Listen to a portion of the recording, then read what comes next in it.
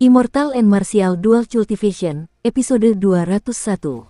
Untuk melihat video selengkapnya, sahabat bisa kunjungi playlist yang telah Sabta Novel sediakan. Yuk mari, kita berimajinasi bersama dan masuk ke alur ceritanya.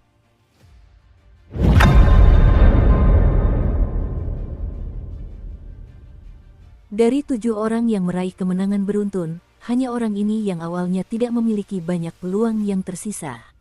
Sayangnya, apapun yang terjadi, itu tidak ada hubungannya dengan saya. Saya hanya memasang taruhan 500 batu roh tingkat menengah padanya. Aku memasang taruhan lebih sedikit darimu, hanya 200. Sisanya kupakai untuk bertaruh pada Ding Fenchou. Aku menaruh sebagian besar uangku pada Jiang Zimo, dan hanya menaruh 700 batu roh tingkat menengah pada Xiao Chen. Mari kita terus mengamati. Jika dia kalah hari ini, maka semua orang yang meraih kemenangan beruntun juga akan kalah. Tanpa ada yang bisa dipertaruhkan, itu akan seperti pertandingan gulat yang berakhir lebih awal. Ketika Xiao Chen naik ke atas, suara dan ekspresinya yang familiar membuat banyak kultivator tersentak. Banyak penonton sudah yakin bahwa pertandingan ini akan menjadi pertandingan terakhir yang layak ditonton.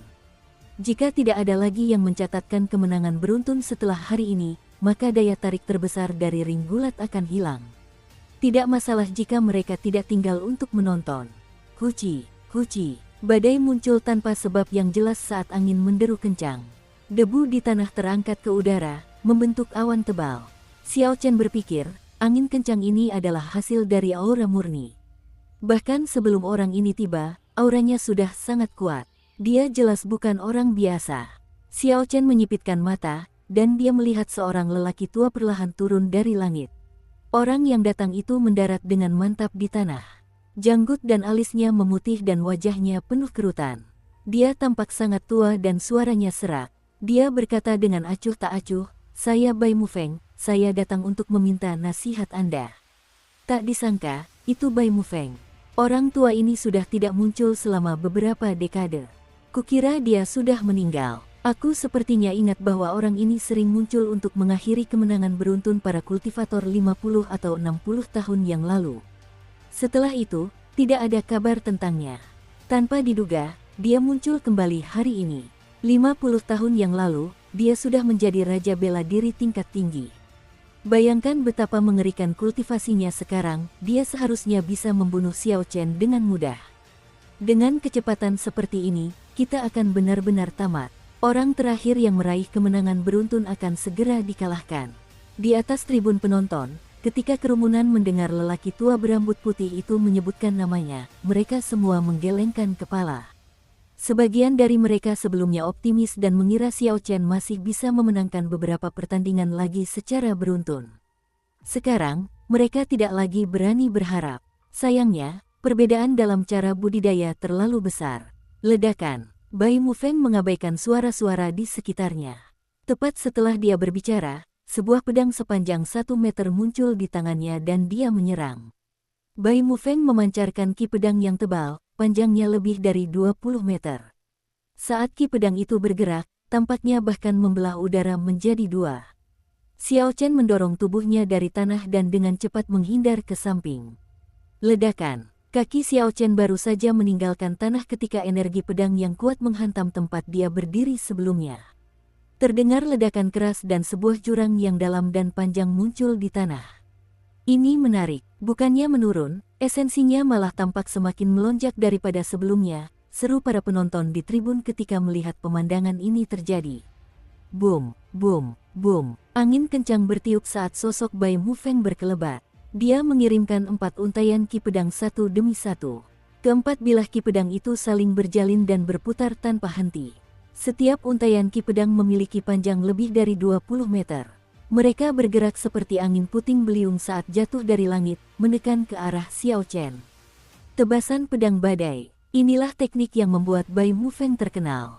Teknik pedang ini turun dari langit dan tidak dapat dihindari. Orang tua ini masih sangat kuat. Aku ingat dulu dia hanya bisa mengeluarkan 2 untaian ki pedang. Sekarang, dia bisa mengeluarkan 4 untaian. Ketika para penonton melihat jurus Hurricane Sword Chop, beberapa ahli pedang mulai memberikan komentar mengenainya.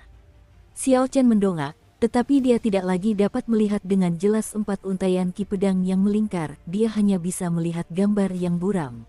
Teknik pedang yang menjulang ke langit membawa kekuatan yang luar biasa. Ketika perlahan-lahan menekan ke bawah, Xiao Chen merasa seolah-olah ada gunung yang menekan dirinya, tidak membiarkannya menghindar.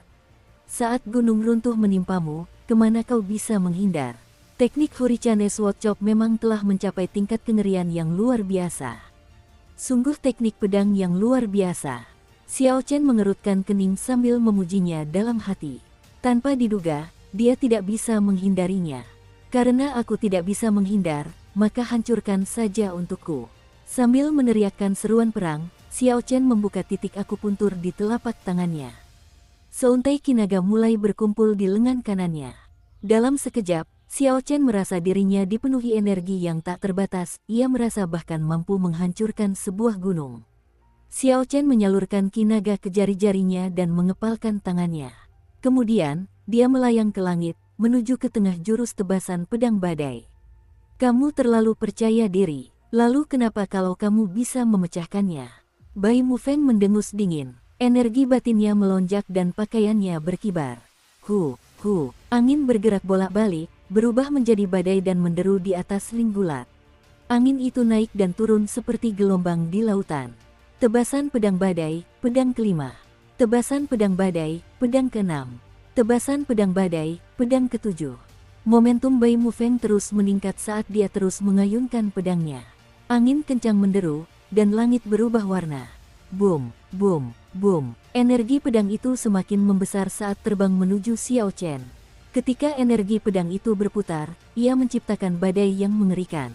Tanah retak, beberapa bongkahan tanah besar tidak mampu menahan kekuatan mengerikan ini dan melayang di udara. Sialan, apa yang sedang dilakukan Bai Mufeng ini?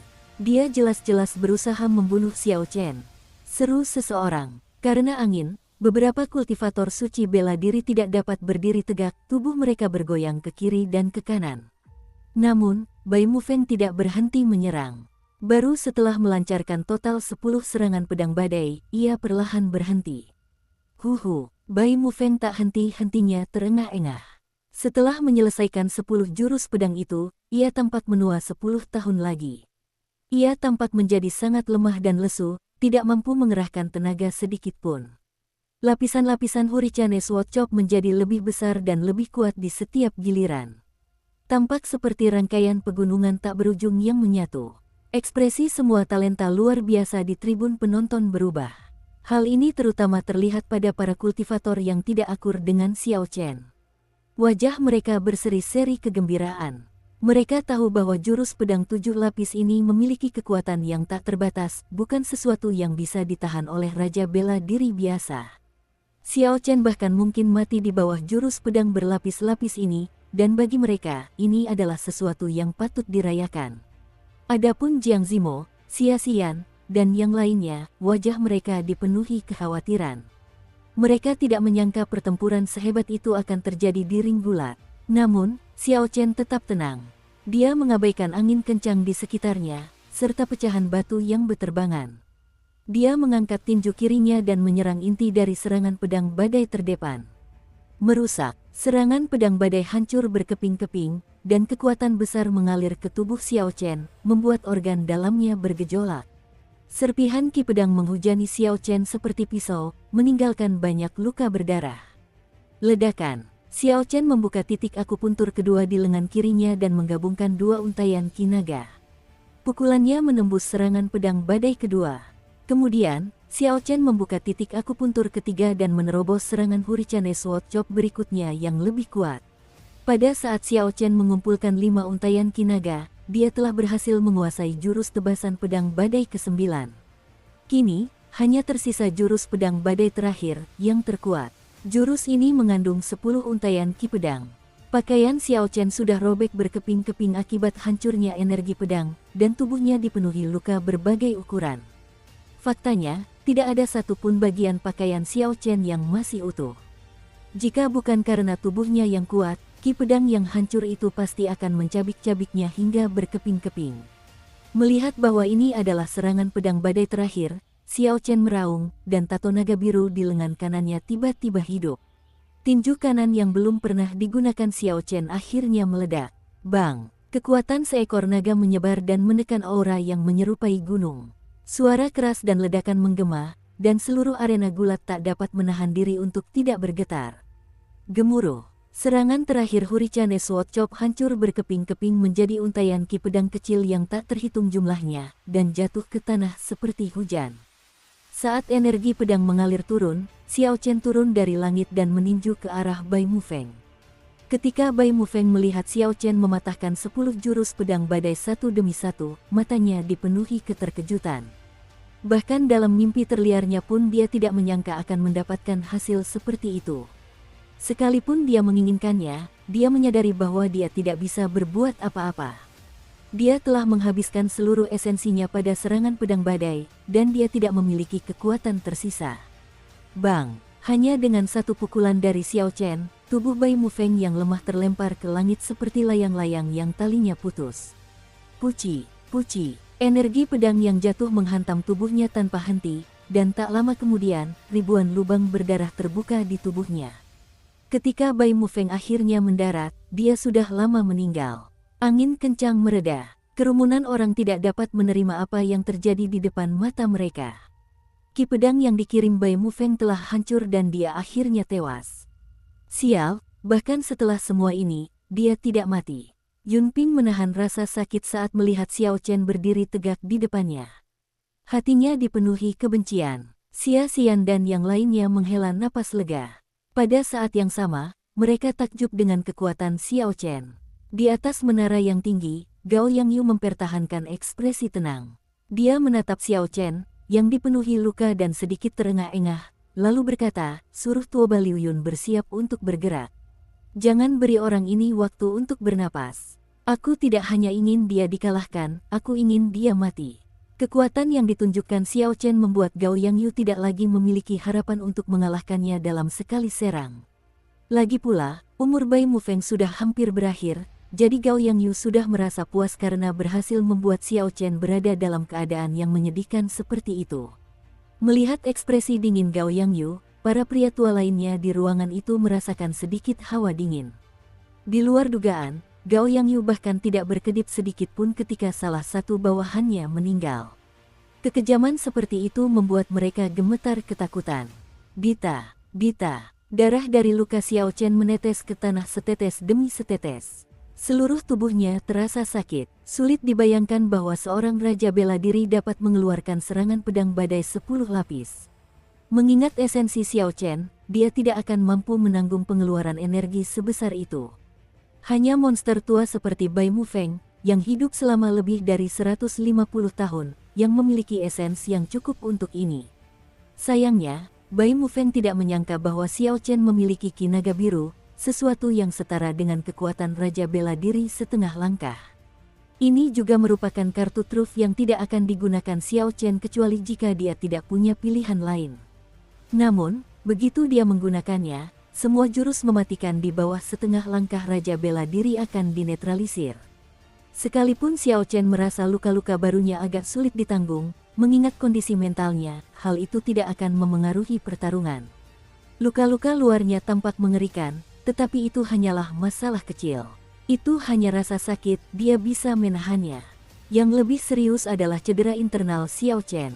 Setiap kali dia menyerang, dia akan menerima 80% dari kerusakan yang dia berikan. Setiap kali dia melancarkan serangan pedang badai, organ dalamnya terguncang. Setelah beberapa kejadian serupa, organ dalam Xiao Chen mengalami kerusakan yang cukup parah. Jika dia terus bertarung, lukanya hanya akan semakin parah. Tepat pada saat ini, mayat Bai Mufeng memancarkan gumpalan cahaya merah tak terlihat. Cahaya merah itu dengan cepat menuju dahi Xiao Chen. Jumlah cahaya merah itu secara tak terduga hampir sama dengan yang berasal dari iblis darah tingkat tinggi yang pernah ia bunuh di masa lalu. Selain itu, aura jahat dan emosi negatifnya jauh lebih sedikit daripada aura iblis. Hal ini membuat tubuh Xiao Chen langsung merasa sangat nyaman. Weng. Dukung terus channel YouTube Sabta Novel. Singgasana merah menyala di lautan kesadaran Xiao Chen mulai bergejolak tanpa henti. Dia bisa merasakan tubuhnya memulihkan energi yang terkuras. Genangan darah di singgasana mulai membesar. Xiao Chen menghentikan sensasi menyenangkan itu dan memuntahkan seteguk darah hitam. Ia langsung merasa lebih rileks setelah itu. Siu, dengan bunyi gedebuk keras, penantang kedua melangkah maju. Mata Xiao Chen kembali jernih. Dia mendongak dan melihat itu adalah Tuoba Liu Yun, orang yang telah mengalahkan Pei Shaoxuan. Tuoba Liu Yun mengeluarkan gada miliknya dan tato serigala hitam itu mulai perlahan menyebar. Dia berkata dengan muram, "Maaf. Aku tidak suka memanfaatkan orang ketika mereka berada dalam situasi berbahaya. Namun, ini adalah arena gulat. Bagimu, tidak ada yang namanya keadilan di sini." Xiao Chen berkata dengan acuh tak acuh, "Tidak perlu banyak bicara. Sejak saya memasuki ring gulat, saya tidak pernah mengira akan ada keadilan sejak awal." Huci, Xiao Chen mengaktifkan sepatu api darah. Dia bergerak secepat kilat. Harimau dan naga meraung saat dia mengambil inisiatif untuk menyerang. Tato serigala hitam Tuoba Liu Yun agak aneh. Xiao Chen tidak ingin memberi lawannya terlalu banyak waktu. Dia ingin menghentikan penyebaran tato serigala hitam itu. Bang! Tuoba Liu Yun dengan tenang mengayunkan gada miliknya dan menyambut pukulan Xiao Chen.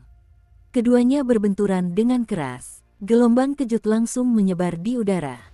Xiao Chen menggunakan daya pantul dari gada untuk melakukan salto di udara. Angin berderu kencang saat Xiao Chen meninju ke arah kepala Tuoba Liu Yun. Tuoba Liu Yun bereaksi sangat cepat. Dia mundur selangkah dan mengayunkan gada miliknya ke arah Xiao Chen lagi. Bang, bang, bang. Sekali lagi, Xiao Chen menggunakan kekuatan gada untuk menghindar. Dia bergerak secepat kilat, menyerang Tuoba Liu Yun dengan jurus naga harimau agung tanpa henti. Tato serigala hitam Tuoba Liu Yun terpaksa berhenti menyebar. Ia hanya bisa terus membela diri. Tuoba Liu Yun meningkatkan kekuatan ayunannya beberapa kali, ingin menjatuhkan Xiao Chen dan memberi kesempatan pada tato serigala hitamnya untuk menyebar. Namun, Xiao Chen berhasil memblokir semua upayanya. Bagaimana orang ini bisa sekuat itu? Tuoba Liu Yun mulai merasa frustrasi setelah sekian lama tidak berhasil melancarkan serangannya. Tuoba Liu Yun adalah seorang barbar. Serigala hitam adalah totem suku. Jika dia tidak bisa memanggilnya, kekuatannya akan sangat berkurang. Tuoba Liu Yun tahu bahwa Xiao Chen sangat kuat. Namun, awalnya dia tidak mempedulikannya. Lagi pula, dia adalah seorang barbar yang menggunakan kekuatan kasar. Namun, setelah berduel dengan Xiao Chen, Tuoba Liu Yun akhirnya menyadari bahwa dia tidak bisa menjatuhkan lawannya. Jika bukan karena gada miliknya yang istimewa, dia mungkin bahkan sudah dikalahkan oleh lawannya. Boom, boom, boom. Dengan menggunakan jurus naga harimau agung bersamaan dengan jurus melayang naga biru, Xiao Chen menjadi seperti naga biru yang melayang. Saat ia bergerak naik turun, ia mengganggu ritme Tuoba Liu Yun, memaksanya untuk terus mundur. "Aku tidak bisa terus seperti ini. Orang ini sepertinya tidak terluka sama sekali. Aku harus menjatuhkannya dengan satu serangan dan memanggil totemku." Gigi serigala meletus. Tuoba Liu Yun berteriak dan, saat dia mengayunkan gadanya, muncul gambar serigala hitam yang realistis. Gambar itu membawa aura ganas yang menyelimuti gada tersebut. Mata serigala hitam yang aneh itu menatap Xiao Chen, seperti binatang buas ilahi. Tatapannya membuat seseorang merasakan ketakutan di dalam hati. Secara tak terduga, energi aneh ini juga mengalami serangan mental. Xiao Chen tersenyum sendiri, "Sayangnya bagimu, itu tidak ada gunanya melawanku. Sudah saatnya mengakhiri ini." Ledakan. Xiao Chen tidak lagi berniat menyembunyikan kekuatannya. Dia menggabungkan ki vital dan esensinya. Dalam sekejap, kekuatannya mencapai 400.000 kilogram. Energi yang meluap di tinjunya pun meledak. Bang, bang, bang. Kekuatan eksplosif serigala hitam itu langsung hancur. Kekuatan itu hanya bertahan sepersekian detik di depan hembusan angin. Tuoba Liu Yun tertawa, "Di luar dugaan, kau masih menyembunyikan kekuatanmu. Sayangnya, kau sudah terlambat." Pada saat serigala hitam berhasil menunda serangan, tato di tubuh Tuoba Liu Yun sepenuhnya melebar. Gambar serigala hitam perlahan muncul di belakangnya. "Terlambat, kurasa tidak." Ketika Tuoba Liu Yun memanggil totemnya, setelah Xiao Chen menghancurkan serigala hitam pertama, tangan kanannya mendarat di dada lawannya. Puci, pedang telapak tangan melesat keluar dan sebuah lubang sebesar mangkuk muncul di dada Tuoba Liu Yun. Darah menetes dari sudut bibirnya dan keterkejutan memenuhi matanya. Gambaran serigala hitam yang hampir selesai terbentuk perlahan menghilang. Tuoba Liu Yun tidak menyangka bahwa tepat ketika situasi akan berbalik, Xiao Chen mengakhiri pertempuran. Bang! Xiao Chen melancarkan serangan lain dengan menggabungkan ki vital dan esensinya. Tuoba Liu Yun terlempar ke belakang, dan tubuhnya terangkat sepenuhnya dari tanah. Pedang telapak tangan itu berputar dan kembali ke telapak tangan Xiao Chen. Xiao Chen sudah meraih 48 kemenangan beruntun, bisakah dia terus menang? Ketika banyak kultivator di tribun penonton melihat Tuoba Liu Yun tidak bangun, emosi mereka teraduk. Inilah Tuoba Liu Yun yang bahkan mengalahkan Pei Shaoxuan. Di luar dugaan, Tuoba Liu Yun tumbang di tangan Xiao Chen. Terlebih lagi, dia bahkan tidak memiliki kesempatan untuk menggunakan totemnya. Ayah! Telapak tangan Gao Yangyu menghantam ambang jendela dengan keras. Ekspresinya kembali muram. Setelah menenangkan diri, dia berkata, "Tidak apa-apa, aku masih punya Mo Yan." Dia adalah orang yang bahkan Ding Fenchou pun tidak bisa kalahkan. Satu-satunya orang yang tersisa untuk dimanfaatkan Gao Yangyu adalah Mo Yan dan Si Feng. Para ahli lain yang diundangnya sudah digunakan untuk melawan Jiang Zimo dan yang lainnya. Jika Gao Yangyu tahu bahwa Xiao Chen begitu sulit dihadapi, dia pasti akan mempertimbangkan kembali susunan pemainnya. Kapan Si Feng bisa kembali? Gao Yangyu bertanya, merasa agak frustrasi. Sebagai garis pertahanan terakhir di ring gulat, Si Feng bergerak sesuka hatinya. Bahkan Gao Yangyu pun tak bisa berbuat apa-apa terhadapnya.